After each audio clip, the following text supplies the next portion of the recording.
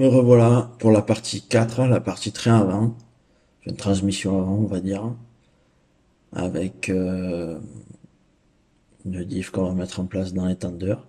Donc là, j'ai utilisé les tendeurs alu, qui sont en option, ils ne sont pas indispensables, hein.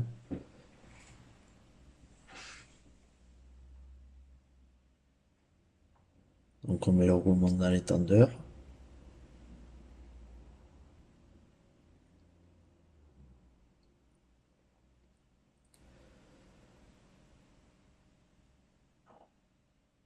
On positionne sur le diff. On va faire un petit montage à blanc. Là, c'est le diff option aussi. Le diff d'origine fonctionne très bien, il n'y a pas de souci.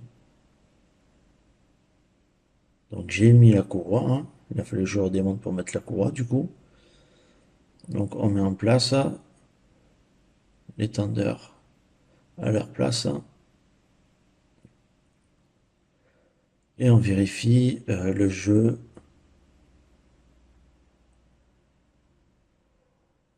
axial, voilà, de gauche à droite.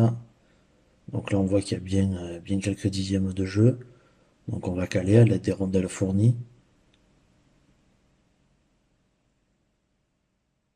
Alors on cale derrière le roulement. Donc j'ai mis quelques rondelles. Là, pour chaque diff, ça peut être différent de quelques centièmes plus quelques centièmes. On arrive vite à un dixième. Donc là je fais un montage sans la courroie pour vérifier le jeu. J'ai quand même laissé un petit jeu. Moi j'aime bien laisser du jeu. Très peu, mais comme ça on est bien sûr que c'est libre. L'objectif c'est que ça se promène pas quoi. Voilà, là on voit il y a allez, un dixième de jeu. Je suis pas sûr qu'une rondelle de plus passerait.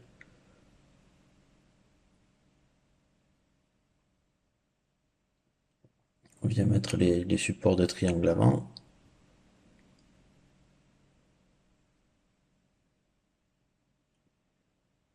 Et ensuite on règle la tension de sa courroie.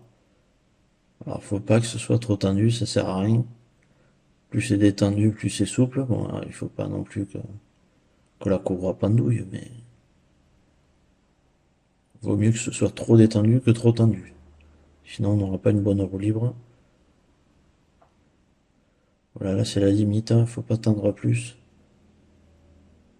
Il y a des chances que ça se détende en roulant un petit peu, donc je la laisse comme ça, je verrai en roulant ce que ça donne.